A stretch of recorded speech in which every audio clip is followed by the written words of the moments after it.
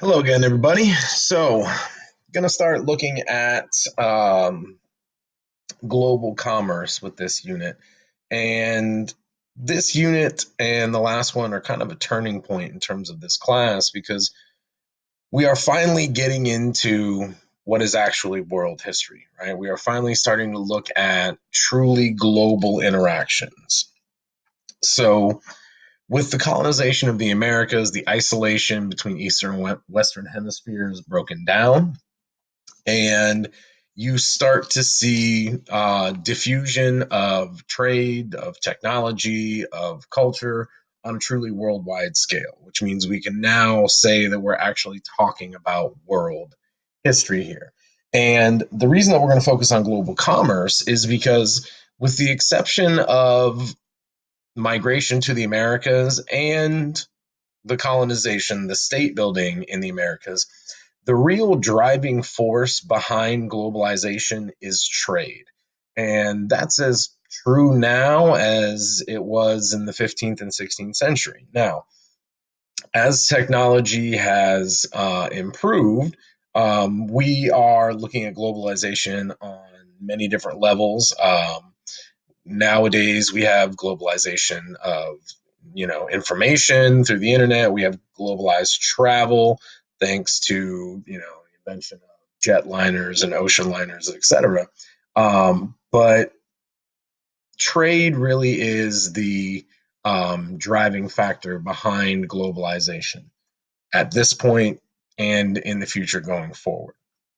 So with this unit, in terms of the recommended supplemental viewing, there's a selection of crash course videos there. Every single one of them will be beneficial to you.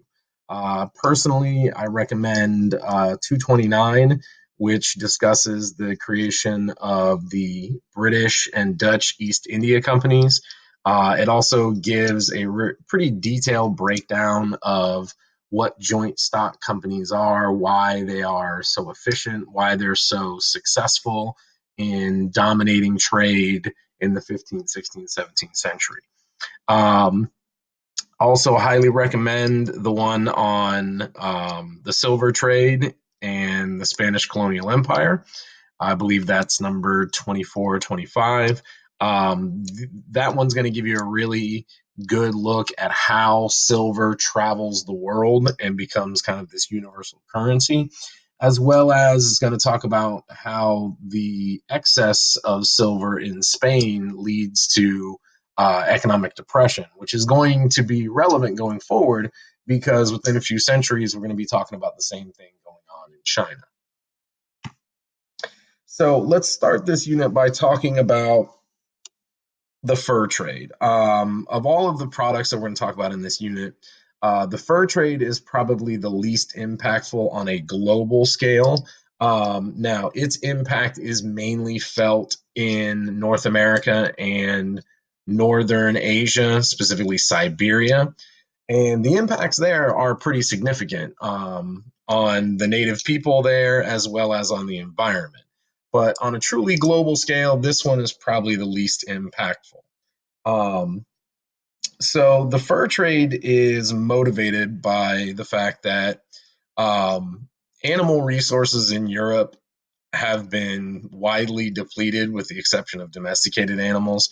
Also, in the 15 and 1600s, there is a temporary kind of mini ice age where global temperatures drop between 8 to 10 degrees annually.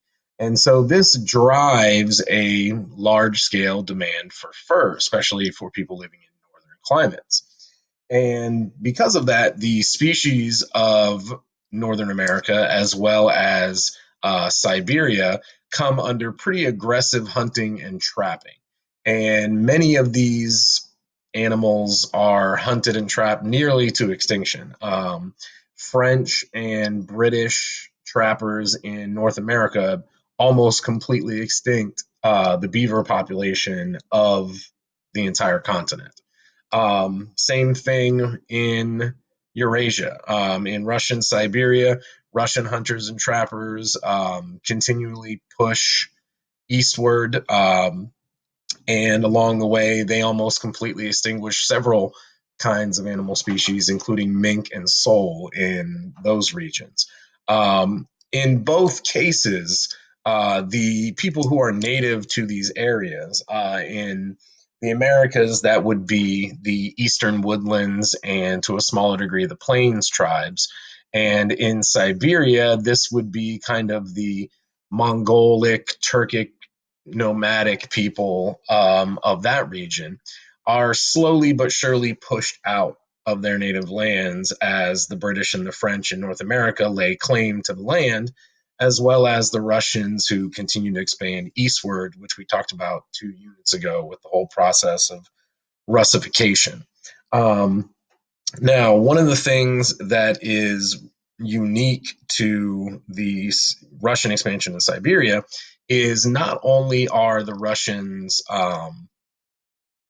pushing into the land, but they are also pushing their culture and their way of life, their language, and etc. onto the native people.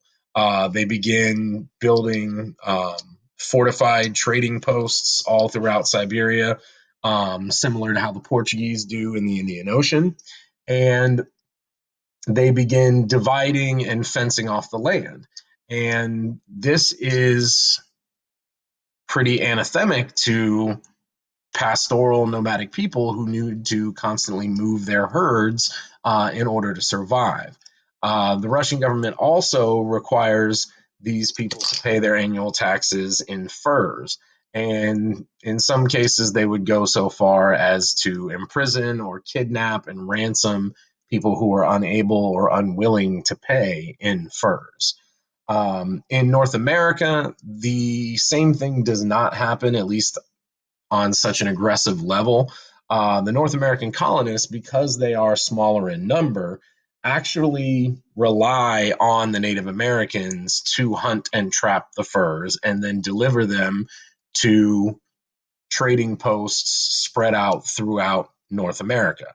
Um, what this allows the Native Americans a couple of things. Number one, it allows them some equality with the European settlers.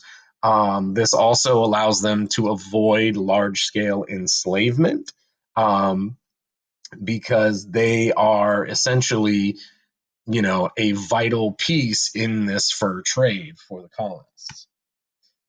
Now, with that being said, there are large scale negative effects for Native America when it comes to the fur trade.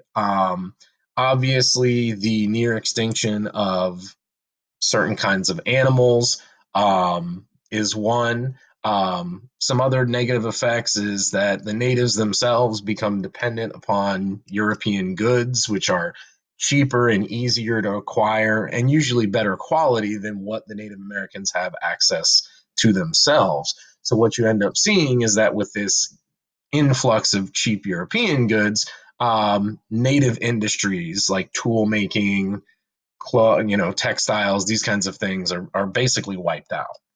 Also, as part of this fur trade, Europeans introduced guns and gunpowder weapons into Native American societies.